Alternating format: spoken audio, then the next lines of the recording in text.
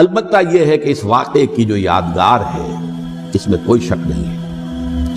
کہ اس نے مسلمانوں میں سے ایک گروہ کے دل میں قربانی اور شہادت کا جذبہ بہت پیدا کیا، اس میں کوئی شک نہیں۔ اور جس طریقے سے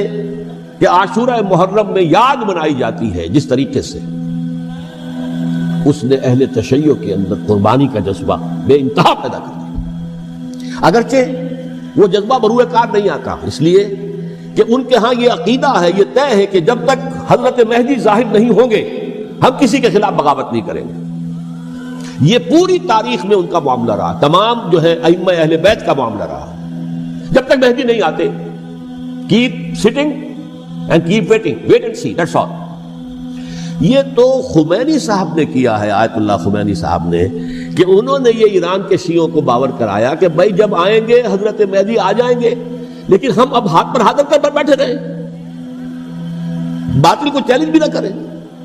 ہمیں کچھ تو کرنا چاہیے، وہ ہاتھ پاؤں ہلانے چاہیے، اور کچھ نہیں تو مہدی کا راستہ جو ہے صاف کرنا چاہیے، تمہید کرنی چاہیے، ان کے راستہ ہموار کیا جائے۔ تو یہ ان کی بڑی عظمت ہے آیت اللہ خمینی صاحب کی، کہ اہل تشیع ایران کے جو ہے ان سے انہوں نے یہ بات منوا لی کہ ہم بالکل انرٹ نہیں بیٹھے رہیں گے، بلکہ اپنے نائب امام قرار دے کر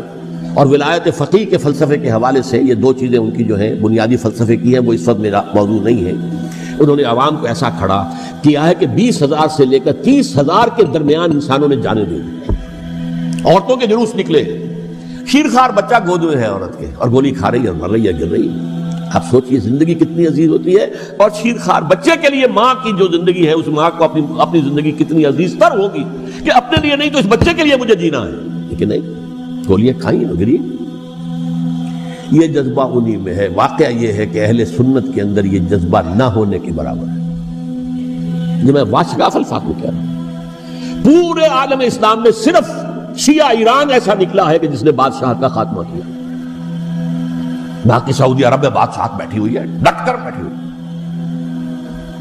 اربوں ڈالر کا ایک ایک محل بنتا ہے ان بادشاہوں کا، اور سنی سن ہے، سن، کوئی حرکت نہیں۔ وہ تو اب جو حرکت ہو رہی ہے وہ اینٹی امریکن حرکت ہے جو ہو رہی ہے، در حقیقت وہ مسئلہ بالکل دوسرا ہے جو اس وقت ہو رہا ہے، لیکن یہ کہ عالم اسلام میں کوئی تحریک سے نہیں اٹھی، یہ اہل تشیع میں ہے، جو بالکل استثنائی بات ہے کہ انہوں نے جو ہے ایک ایسا بادشاہ جس کو کہا جاتا تھا کہ اس کا جو اسلحہ خانہ ہے وہ ایشیا میں سب سے بڑا اسلحہ خانہ ہے، جو 2500 سالہ پرانی جو ایک عظمت تھی ایران کی، اس کو دوبارہ تازہ اور زندہ کرنا چاہتا تھا، 2500 سالہ برسی اس نے منائی تھی، اس کے لیے ایک شہر آباد کیا تھا کہ خسرو یا سائرس یا ذوالقرنین قرآن مجید کی اصطلاح میں اس کی یادگار بنائی، اور وہ سوچ رہا تھا کہ وہی عظمت دوبارہ ایران کی ہوگی جو کہ خسرو کے زمانے میں تھی، جس کا قرآن مجید میں سورہ کہف کے اندر ذکر ہے، مشرقی فتوحات، مغربی فتوحات، شمالی فتوحات۔ تو وہ بادشاہ ہے، اس کو بھاگنا پڑا وہاں قربانی کی وجہ سے۔ تو یہ جو ہے واقعہ کربلا نے، اس میں کوئی شک نہیں ہے کہ ایک ایسی مشعل روشن کی ہے جس کو کہ ہر شخص کو دیکھنا چاہیے۔ یہ بھی انسان، جیسے کہ اقبال نے ایک شعر کہا تھا غالب کے لیے، فکر انسان پر تیری ہستی سے یہ روشن ہوا ہے، پرے مرغ تخیل کی رسائی تاک ہو جا۔ تو فکر انسان پر حضرت حسین کی قربانی سے یہ واضح ہوا ہے کہ انسان کس حد تک جا سکتا ہے قربانی دینے کے لیے اپنے کسی مقصد کے لیے۔